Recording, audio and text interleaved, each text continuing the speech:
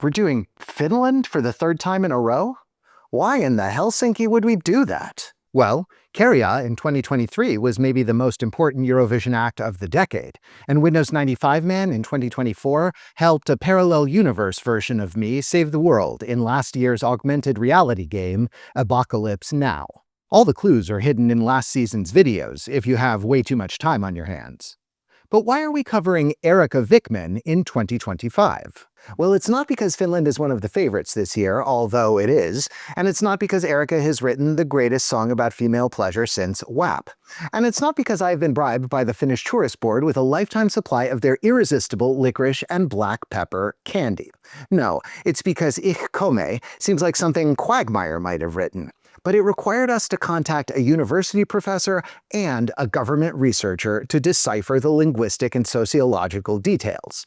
More importantly, after sending only dudes since 2018, Finland is sending not only a woman, but a feminist icon. And she is putting the XX into XXX in a big way. I'm Matt Rather, and this is Overthinking Eurovision. What the hell, Finland?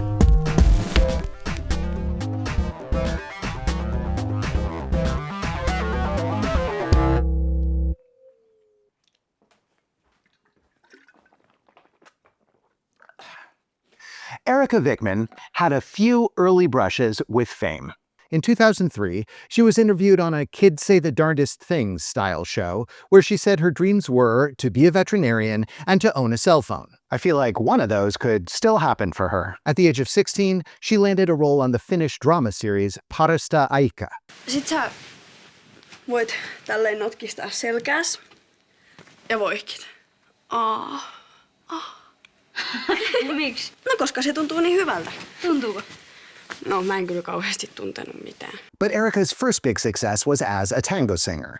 She won the girls division in the 2008 junior tango competition, got second place in the prestigious Tango Markkinat competition in 2015, and won Tango Markkinat in 2016, earning the title of Finland's Tango Queen. And I know what you're saying. How big could tango be in Finland, which is a 17-hour flight away from Buenos Aires? Well, the year that Erika was crowned, over 105,000 people attended the competition. It turns out that tango is huge in Finland. But just as Finnish candy bears little resemblance to what I would describe as candy, Finnish tango is a whole different dance from what Arnold Schwarzenegger did with Jamie Lee Curtis in True Lies. Here is the legendary Finnish composer Kaija Saariaho to explain it. All what is fiery and strong and quick in Argentinian tango has been replaced by sadness and longing and deep sorrow in the Finnish tango. Sounds fun. Let's spend like 5 minutes discussing it. So basically, tango was big everywhere in Europe pre-World War II. After the war, most countries let the tango slink away with a rose clutched between its teeth. But in Finland, it just got bigger and bigger. In 1964, the two most popular records in the country were All My Lovin' by the Beatles and In 2003, a linguist at the University of Helsinki wrote a book to explain why Finns loved the dance so much. While the Argentine tango lyrics are mainly reflections of psychological depth and descriptions of man's mental states here and now, the Finnish tango lyrics prefer the idea of nostalgia, living in memories, or living in a dream that yearns for a state without worries and problems. In 2016, one of the songs Erika sang to become the tango queen was Under These Stars. Here's a lyric.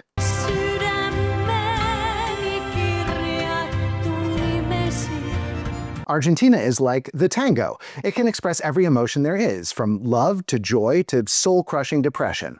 And Finland is like the tango. It can express every emotion there is, soul-crushing depression. It's also apparently a great way for introverted men to touch butts. If you just come a bit closer, please. Like this. Okay, Finnish David Lynch, you can't just molest some poor German reporter and call it a dance. But seriously, at least until the invention of Tinder, the tango seems to be one of the few ways Finns were comfortable flirting. You know, many people, many lovers, that was the first time they touched each other's. So if Finnish tango is so popular, have the Finns ever sent one to Eurovision? The answer is not really. In 2004, they sent Jari Sillanpää, who was the tango king in 1995. Jari's song was called It Takes Two to Tango, but it was not a Finnish-style tango.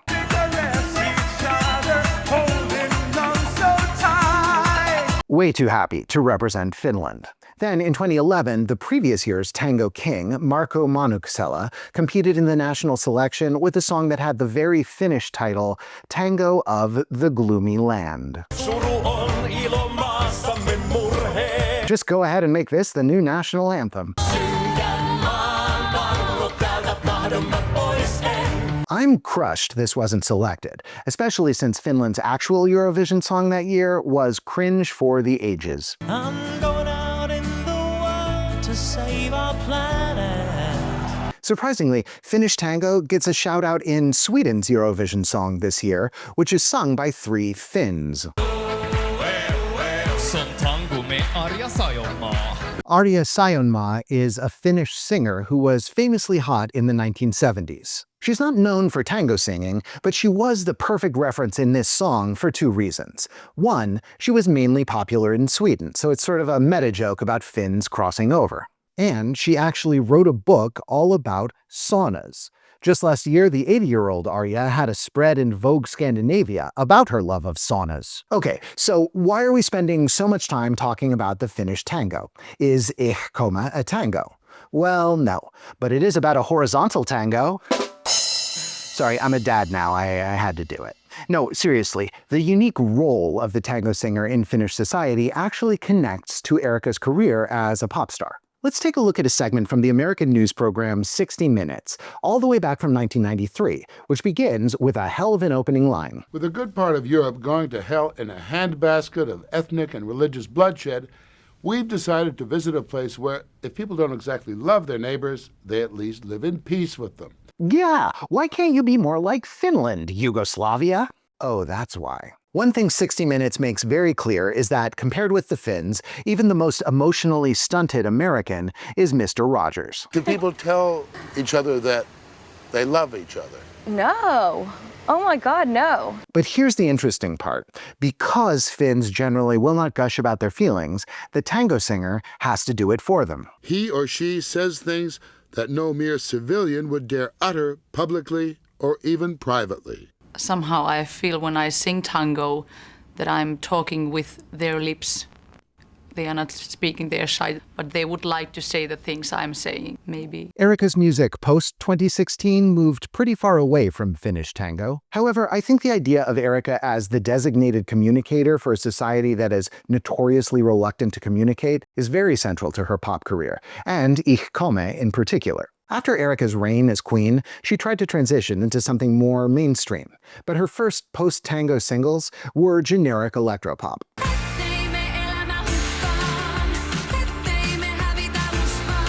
Neither she nor the record label were happy with the result, and her planned first album never materialized. That could have been the last dance for our tango queen. But in 2020, Erika's career was reborn after an electrifying performance at the Finnish national final, UMK.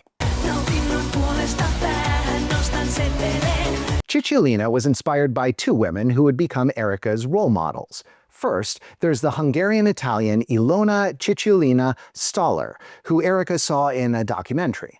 To call Chicholina a porn star would be accurate, but also a massive disservice to a truly fascinating woman. She first ran for Italian Parliament in 1979 and actually served from 1987 to 1991. She recorded albums. She was the muse and wife of the artist Jeff Koons, who eventually divorced her because she refused to stop making porn. But Erika's song doesn't mention any of this. It focuses on Chicholina's fearless embrace of free love in a conservative society. As Erika explained, it encourages people to be free and carefree, and thereby enjoy their lives. To not live this life guided by fears, but to be proud of who we are. Here's something to remember for when we get to Ich komme in a minute. Chicholina's first claim to fame was hosting a sex radio show, sort of a proto-love line for you Americans. And one of her main messages was that women should insist that their enjoyment matters. Dove praticamente facevo l'informazione e educazione sessuale, addirittura vietere, che poi la stessa informazione e educazione sessuale nelle scuole. The other woman who inspired this song was Kikka, a fellow native of the city of Tampere. Kikka specialized in sexual songs full of double meanings. One of her biggest hits was Tartu Tiukasti Hanurin, or Grab the Accordion Firmly. And today I learned that the Finnish word for accordion can also mean butt for some reason.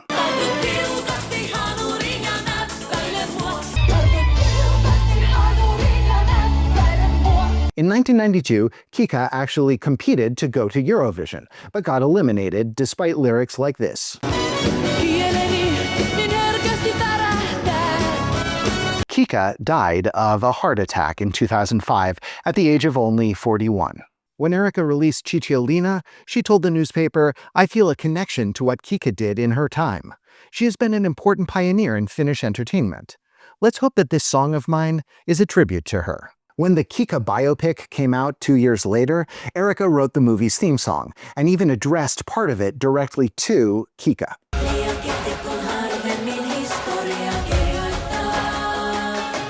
Chicholina won the televote at UMK, but finished only third in the jury vote, ultimately coming in second. Of course, Eurovision 2020 never happened, so oh well. Chicholina was Erika's first song to chart, peaking at number 5 in Finland. And it established a persona for her that she has stuck to ever since. She sings sexual, playful songs like Kikka, but they're songs with a deeper message, trying to broaden minds and start conversations the way Chicholina did. Erika's next song was Sintisten Pöytä, The Sinner's Table, and it was about eating lunch with the cool kids.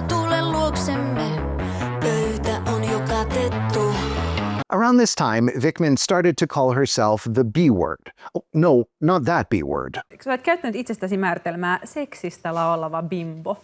Niin miksi sä oot itse halunnut kutsua itseäsi bimboksi? Mun mielestä ei bimbo ole mikään haukkumanimi. Miten kehtaat olla tuollainen, että häpeäisit?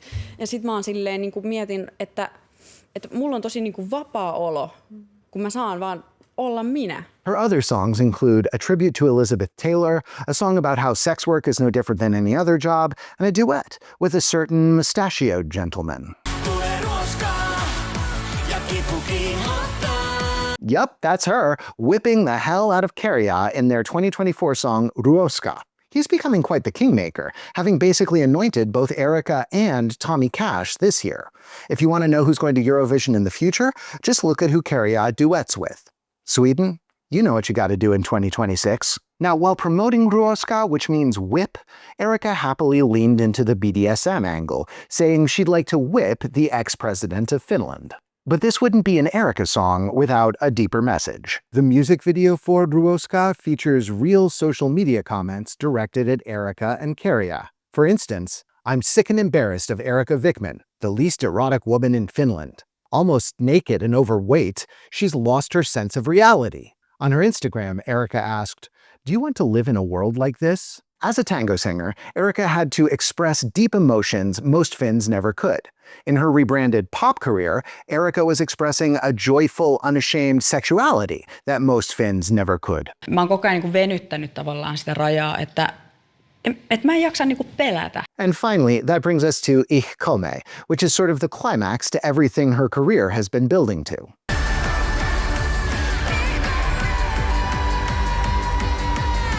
I'll have what she's having.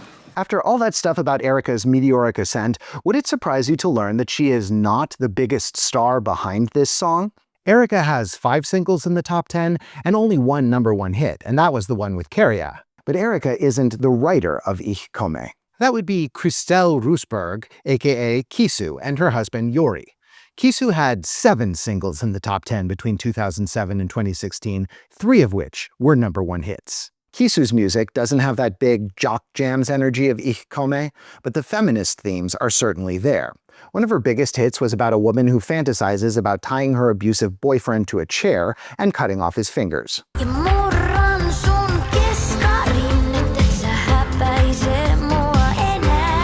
Erika approached Kisu and Jori and asked them to write her a Eurovision song. A week later, they sent her the demo, and she immediately knew that all three of them would be coming together in Basel, if you know what I mean. But surprisingly, Ich komme has some stiff competition for the title of horniest song at Eurovision this year. They drink my milk all across the land. I can tell you want a taste of the milkshake, man. Both these songs are playful, energetic celebrations of how DTF their singers are. We have to get these two together. I think that would be extraordinarily dangerous. But there's a big difference between these two songs. There's nothing unusual or progressive about an uncomfortably hot Australian rules football player hooking up with anything that moves. That's basically how Eric Bana was created. But we know Erika's songs tend to have a broader feminist message, and this one is no different. It turns out that Finland is facing a crisis. Basically, Finnish ladies are having trouble finishing. No rim shot there. This is actually a serious problem. Let's take a look at an academic paper from 2016. The synopsis states, "This study presents long-term trends and determinants of female orgasms in Finland, and it starts out promisingly. An important enduring element in Finnish society is the equal and independent position of women. This can be seen in the realm of politics, education, paid work, and the division of labor in the home. Finland is #1 in the world in gender equity, along with Sweden." But does gender equity transfer over to other kinds of equity? A major challenge in Finnish sexuality is the declining trends in female sexual satisfaction and orgasm. Over 16 years, women's orgasmic capacity has declined considerably, from 56% of women experiencing orgasm in intercourse always or nearly always in 1999 to 46% in 2015. The improvements in gender equality and sexual education since the 1970s have not helped women to become more orgasmic. So, what's the problem, Finnish women? Well, in 2024, there was a study comparing sexual and relationship satisfaction between Finland, the Scandinavian countries, France, and the UK. Finland finished dead last for sexual satisfaction. Look at France over there on the left side smoking a cigarette. But look at this. Finland had the second highest percentage of people who talked to their partners about sex less than once a month. Only the UK had less sexual communication, really rocking that on Chesil Beach energy. And here's the kicker. Finland had the second highest percentage of people who said they wanted to become better at communicating about sex, right behind... Okay, you know what, France? You need a hobby. Learn pickleball. Start painting Warhammer figurines. Just stop being so horny all the time. Okay, I have a theory here. The Finns are socialized to be introverted and reluctant to share, as Morley Safer learned in 1993. But you know what really requires intimate, open communication? Fortnite duos. Also sex. And that explains why Ich komme is more than a dirty joke. Erika takes tremendous pride in inspiring women to be brave. Brave enough to wear the leopard print dress in the club, brave enough to stand up to online bullying, and maybe brave enough to insist on equity in the bedroom as well as the boardroom. Tuntuu, että voimaantuminen on jo aika kulutettu sana, mutta siis tosi monet myös voimautuu siitä, mitä niin kuin mä syötän tonne. Now, a lot of people think of this as the female orgasm song. And yes, but also no, that's not what's important here. This is a song about sexual communication, and that's what makes it interesting. Compare it to I Touch Myself by the Australian band Divinals, which is about going down under. Or compare it to What a Man, where Salt and Peppa are bragging about how good their men are in bed, but to each other, not to the men themselves. My man gives real love, and that's why I call him killer. He's not a wham bam, thank you ma'am, he's a thriller. In Ich komme, Erika is speaking directly to her lover, and it's not a song about what she wants him to do to her or what she's going to do to him. Ich komme insists on equality, perhaps fittingly considering what number Eurovision this is. 69, dudes!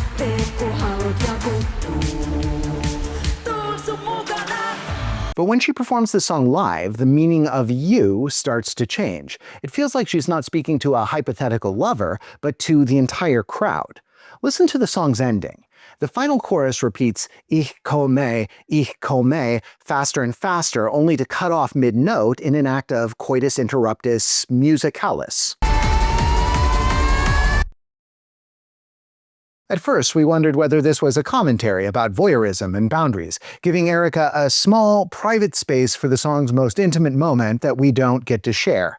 Turns out the original version of the song was just slightly longer than the 3-minute Eurovision limit, so they cut it off early. Me oli pakko se demo lopettaa kuin seinään. Ja sit lopulta kaikki rakastui siihen ihanaan lappuun, joka loppuu kuin seinään. But while the recorded version leaves the listener hanging, the live version has the opposite effect. There's this momentary silence, and then the roar of the crowd surges up to complete the song. It's almost like we're the ones who get the release, which makes it both literally and figuratively a crowd-pleasing ending. Okay, so that's the deeper message, but none of that answers the question, why German? The song is in Finnish, except a few phrases, including the two most important words. One answer, Erika speaks German. She studied it for 9 years in school and credits her German teacher for introducing her to Rammstein and Nina Hagen, a feminist punk rocker. Incidentally, Nina Hagen might be an inspiration for Ich komme. She once gave an infamous demonstration on the talk show Club 2 that resulted in the host getting fired. German is also the most popular of Switzerland's 4 official languages, so maybe Erika is cozying up to the host country. But there's a more important reason. For an older generation of Finns, German will always be the language of porn. Professor Susanna Passonen wrote an article titled Healthy Sex and Pop Porn, Pornography, Feminism, and the Finnish Context back in 2009. Unlike Denmark or Sweden, which decriminalized audiovisual pornography in 1969 and 1971 and became important producers and exporters of porn, Finland had fairly strict legislation concerning pornography until the late 1990s. Films faced more systematic censorship and became available only in select theaters, while films and videos imported illegally from Sweden, Denmark, and West Germany were sold under the counter in tobacco shops and sex shops. In 2009, there was a Finnish movie called Ryperi about Helsinki gangsters in the 60s and 70s. In one scene, they're busted by undercover cops for selling black market foreign pornography. Seilorit tuo mulle niin kuumaa kamaa Ruotsista ja Tanskasta, että pitää olla asbestihanskat kädessä ja itsekypärä päässä, kun niitä käsittelee. We were curious if Professor Passonen, who now teaches media studies at the University of Turku, had any thoughts about Ich komme, so we went ahead and asked her. Well, my 2 cents is that, indeed, the abundance of 1980s German porn in particular has, even among younger generations, such as Erika's, left us with something of a cultural trope/stereotype. In German porn, there's always a guy called Gunther with a porn stash who, at a climactic point of the action, exclaims, Ich komme. This would be one bit of German known by people not speaking the language. Thank you very much, Professor. I'm glad to know that porn stashes are universal. In fact, the association of Germans and porn is so strong in the Nordic countries, a Eurodance singer built his whole career on it. Ooh la la, teeny weeny string bikini. This is Gunther. He is a Swedish guy pretending to be a German guy with a porn stash. Well, he's not pretending about the porn stash. That part is real. And it's spectacular. In 2004, Gunther's Ding Dong song was a #1 hit in Sweden and a #16 hit in Finland.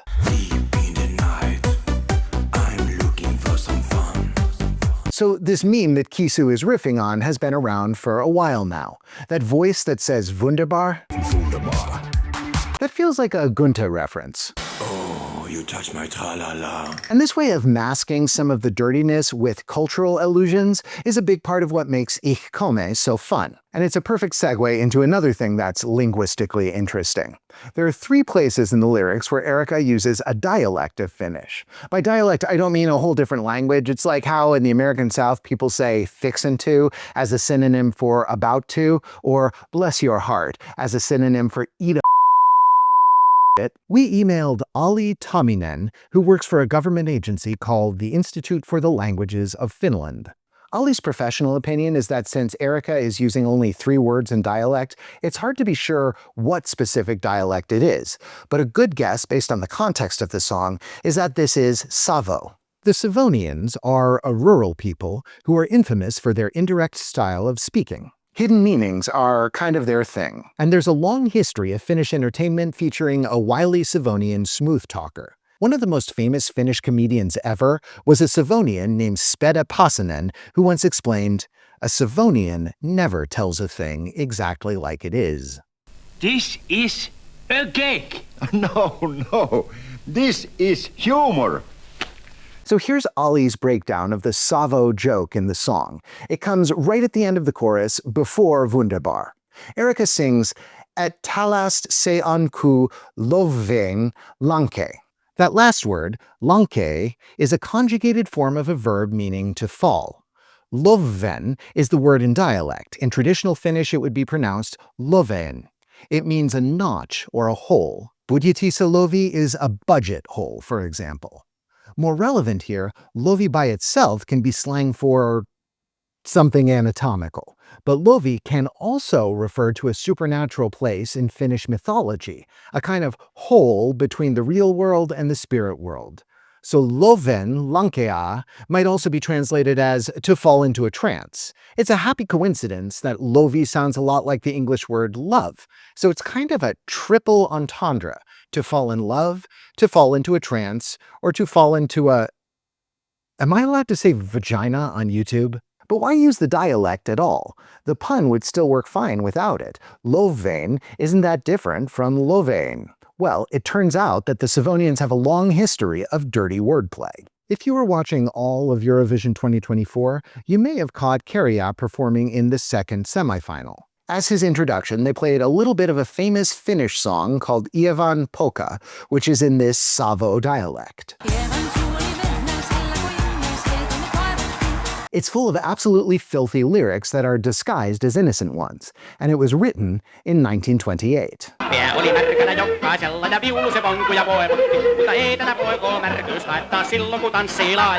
So Erika is actually continuing a proud Finnish tradition of using Savo to sneak in dirty jokes under the radar. Kisu is using the dialect in the same way she uses the German phrase. It brings in all these associations that go beyond a simple translation.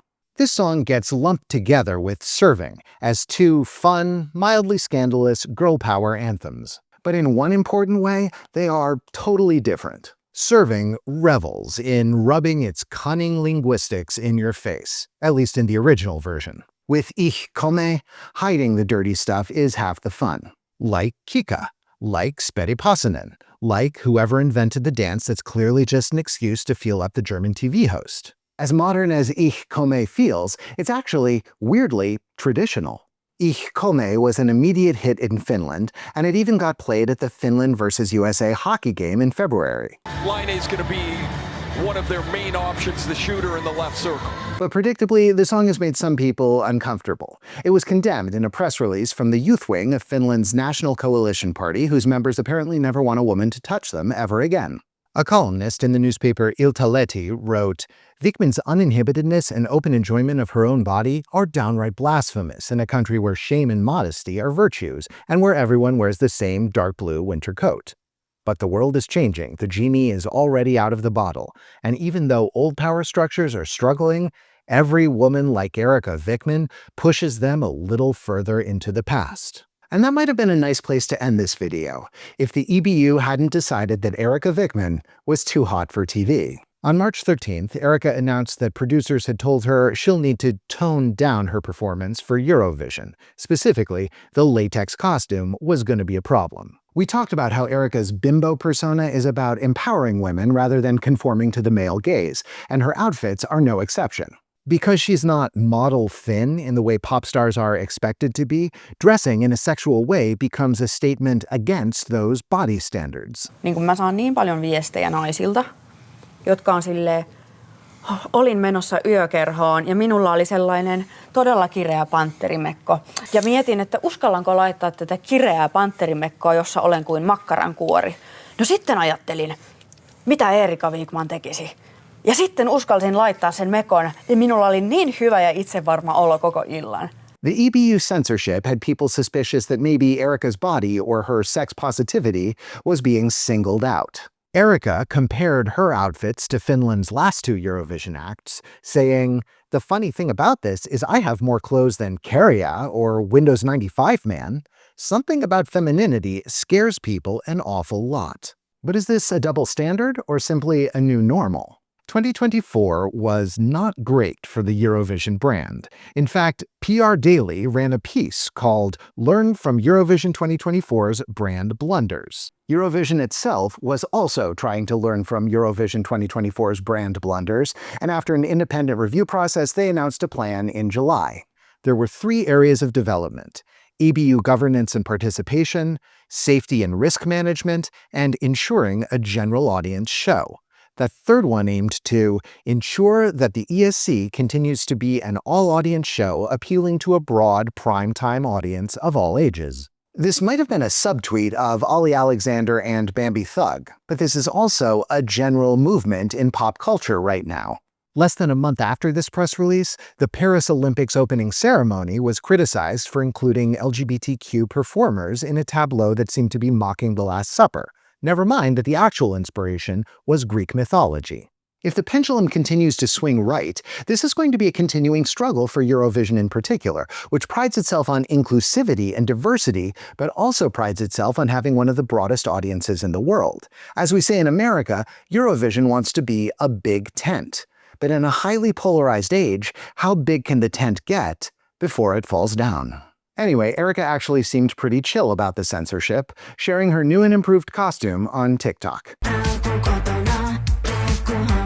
Me ollaan valmiita lähettää niinku latex-muija Sveitsiin. Niin se on kiinnostava nähdä, että miten se latex-muija otetaan silleen vastaan eri Euroopan maissa. Tai mulla on sellainen olo, että mulla on tehtävä. So let's see if we can bring this home.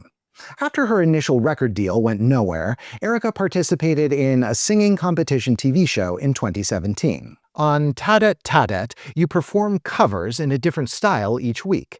Erika channeled Madonna, Adele, Axl Rose, even 50 Cent.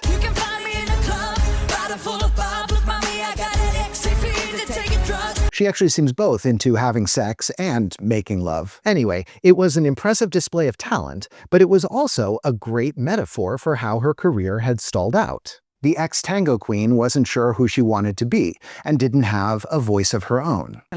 Mitä on tässä muutamassa vuodessa tapahtunut? No tässä on tapahtunut kyllä sellaista niin kuin kasvua sekä ihmisenä että artistina ja myös oman arvon tunnon löytymistä. Rohkeutta sanoa ääneen, mitä haluaa ja mikä olisi se mun visio musiikillisesti kautta vaikka ihan siis lookin puolesta. Connecting with Chicholina and Kikka gave her an identity. She reinvented herself as sexual but self-mocking, fun but with an important message to share. And in a fiercely private country, that makes her not just a star, but an icon. Sä oot todella rohkea. Sä oot mun mielestä varmaan niin kuin yksi rohkeimpia artisteja. Like Cha Cha Cha 2 years ago, Ich Komme is a song that feels both personal and meaningful to the whole country, fresh and modern while drawing inspiration from tradition. And if she somehow wins, that victory is going to be as sweet as delicious Finnish candy. We'll see you next time. Oh.